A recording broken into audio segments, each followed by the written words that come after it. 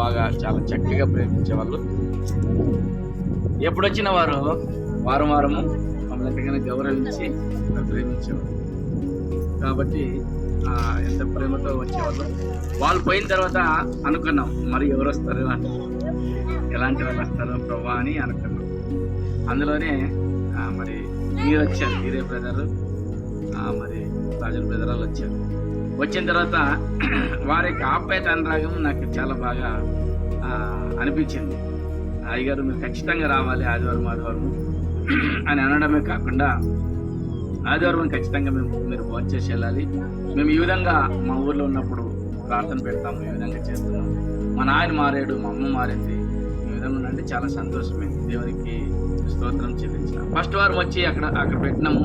మరి ఏమొస్తారో ఏం లేదు, ఇంట్రెస్ట్ చూపిస్తారో లేదు అన్నట్టుగా బిగ్గా వచ్చిన తర్వాత కూర్చున్నారు.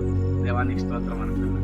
ఆ రోజే సిస్టర్స్ ఇద్దరు కూడా కూర్చున్నారు, బ్రదర్స్ కూర్చున్నారు, ఇంకా వచ్చిన వారు కూర్చున్నారు. ఇందుకు సంతోషమైంది. మరుసటి వారం నుంచి ఇక్కడ స్టార్ట్ చేసినాం. మరి వారు వచ్చిన కొద్ది రోజులకి మీరు అందరూ వచ్చారు. కొద్ది రోజులకి మీరు ఇంకా వేరే వాళ్ళు వస్తారు, సీతమ్మక్క వాళ్ళు వస్తారు అని చెప్తున్నప్పుడు ఎంత సంతోషపడ్డాం. వాళ్ళందరూ దేవుని నమ్ముకున్నారని అడిగిన, ఎందరు నమ్ముకున్నారా అయ్యారు అని అన్నారు. సో అప్పుడు మీరు వచ్చినప్పుడు ఇంకా రెండవ ఉత్సాహం వచ్చేసి హల్లెలూయా.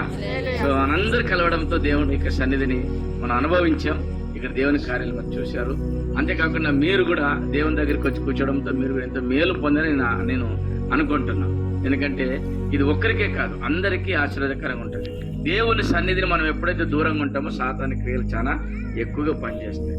సో కాబట్టి దేవుని సన్నిధి అనుభవించడానికి మీరు కూడా ఎంతగానో మమ్మల్ని అందరూ ప్రేమించారు.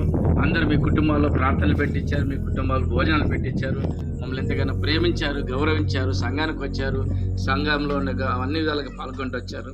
నిజంగా దేవుడు మిమ్మల్ని ఎంతగానో దీవించి ఆశ్రయించి కాపాడును గాక. ఆమేన్. దేవుని చిత్తం అయితే మరొక సంవత్సరం కూడా మీరు రావాలని ప్రభుపేట ప్రార్థన చేస్తున్నాను. మరి మీరు రావడానికి ఇష్టపడుతున్నారో లేదో కానీ దేవుడి చిత్తం అయితే ఖచ్చితంగా మరొక సంవత్సరం కూడా మీరు రావాలని ప్రభుపేట మనం చేస్తున్నాను. దేవుడి మై సాక్యం దీవించిన గాక. చెప్పు చెప్పు చెప్పు చెప్పు చెప్పు 10 నీళ్ళు మీ అందరికీ తెలియపరుస్తున్నాను. ఇక్కడికి వచ్చినప్పుడు మరి మీరు పరిచయం అవ్వడం వల్ల మాకెంతో సంతోషంగా ఉంది. నిజంగా మరి అక్కడున్న విశ్వాసానికి ఇక్కడున్న విశ్వాసం మాకు ఎంతగానో బలపరుస్తుంది, కనబడుతుంది కూడా. అక్కడ ఏ విధంగా ఉన్నారో తెలియదు కానీ సంఘంలో కానీ విశ్వాసంలో కానీ ఇక్కడ వచ్చినప్పటి నుంచి మీ యొక్క విశ్వాసము చూస్తుంటే చాలా సంతోషంగా అనిపించింది. నిజంగా దేవుడు నిజంగా మీ ప్రతి ఒక్క కుటుంబాలను ఆశ్రయించాలని మేము ప్రార్థిస్తున్నాము. ఇదే విశ్వాసం, ఇదే విషయం, ఇదే మరి ఆనందం అక్కడ కూడా మీరు పరిచయం చేయాలని, మీ సంఘంలో వాడబడాలని మేము ఆశిస్తున్నాము. నిజంగా మమ్మల్ని ఎంతగానో మీరు ప్రేమించి అభినందించినందుకు కూడా మీకు మరి రుణపడి ఉంటాము. దేవుడు నిజంగా గొప్పగా మిమ్మల్ని ఆశ్రయించాలని ప్రభుపేట మనవి చేస్తున్నాను. దేవుడి సాక్ష్యాన్ని ఆశ్రయించి దీవించి కాపాడను గాక. ఆమేన్. ఇక్కడికి వచ్చినప్పుడు మాకు బాగా పరిచయం అయ్యాడు అన్నయ్య. రోజు ఆదివారం ఇక్కడికి వచ్చి ప్రార్థన పెడుతున్నాం. అందరూ బలపడారు, అందరూ బాగానే ఉన్నారు. ఈ 10 సంవత్సరాలు దేవుడు బాగా కాచి కాపాడాడు. సంవత్సరాలు నెలమ్మా నిదానికి